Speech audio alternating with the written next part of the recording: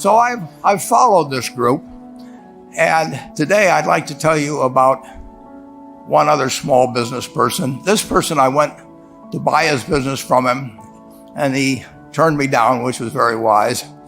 But this was a fellow who was born about 8 years before I was. He was born in 1922. We'll call him Jack, lived in the Midwest. He was a pretty good athlete, didn't like school much. And I'm going to tell you one thing early in the story. Maybe you can figure out who the guy was. The company he built hires more college graduates each year than any other company in the United States. And this fellow, who was destined for this but did not know it, Jack, went to college for a year and then dropped out. He really wasn't that interested in school. And the year he dropped out was 1941. And when the United States became under attack, he went down to the Army Air Force recruiting station, volunteered, and they turned him down because he had hay fever. So he went over to the Navy and again volunteered, and they took him. They put him on an aircraft carrier. He flew small flight airplanes during World War II, got 2 distinguished flying crosses from the Navy, and then he came back to the Midwest. So now we've got a young guy.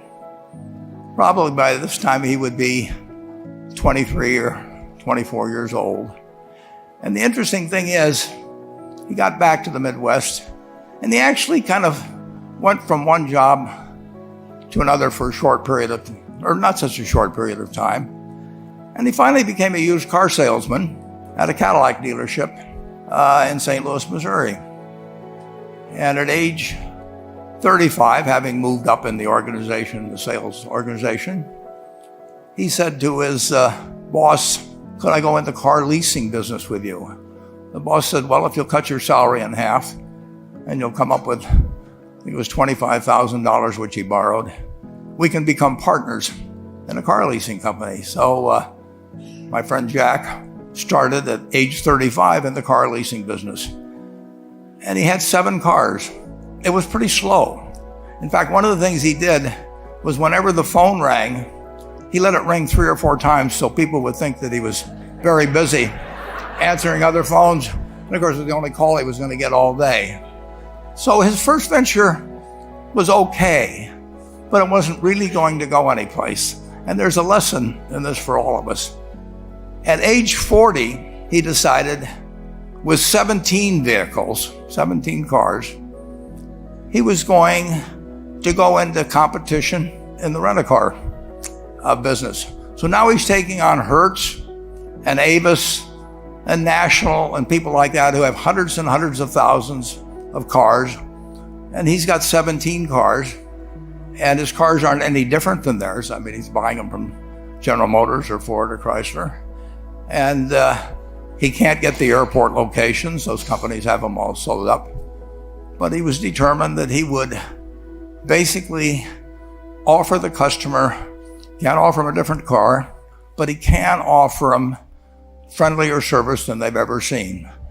And so he started a company. He named it after the battleship that he'd flown from in the Pacific, which was the USS Enterprise.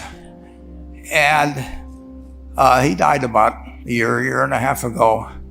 But when he died, his rent-a-car company, starting with those 17 cars, was worth more than Hertz and Avis and all the rest of the rental cars put together. The man's name was Jack Taylor, and his son, Andy Taylor, is a good friend of mine, runs the business now. A grandchild is in the business. There'll probably be a 4th generation along the line. So this man in the United States, he didn't invent artificial intelligence. He didn't do anything that, just like Mrs. B selling furniture, I mean, that any one of us could have entered those businesses. But he lived by the creed, basically, of delighting his customers and working with people and establishing the relationship with them so that they in turn would want to delight the customers. He couldn't go out there and take care of every rental car possibility, but he learned how to project himself and his attitude toward his fellow man and his desire, to make a friend out of every customer. He managed to take very ordinary cars and turn them into this extraordinary business from virtually nothing. And it illustrates several points. One is you don't necessarily get it right exactly right the first time. I mean, the car leasing business, basically you were competing on the cost of money to finance cars. And it's very hard to delight a customer when you just give them the car and tell them to send you a monthly check for 5 years and you'll be back at that time. So his talents were being wasted basically in that business. But at the age of 40, with all of that experience behind him, he found the golden key. He took a very ordinary business and turned it into an absolutely extraordinary operation, just like Mrs. B or Rose Blumpkin did with furniture. And he didn't worry about whether the Federal Reserve was going to tighten or ease. He didn't worry about whether the stock market was up or down yesterday. He didn't worry about the things he couldn't change, but he did focus on the one thing he could change, and that was the customer's experience. And I have seen, for the one that got away, Enterprise, I went down to Florida and tried to talk him into selling to Berkshire, and he was smart enough not to do it. Probably the value of the company has quadrupled since I made that visit. But he was smart enough to see that he would find that business. Henry Ford, as you may know, failed twice before he started the Ford Motor Company in 1903. I mean, the test isn't whether you get the greatest business idea in the world the first time out. The test is whether you keep learning as you go along what your strengths are and what you can do for your customers, what you can bring especially to the party. And to do that, you need the education that I know you've received through 10,000 small businesses, but you need a genuine desire day in, day out to delight the customer.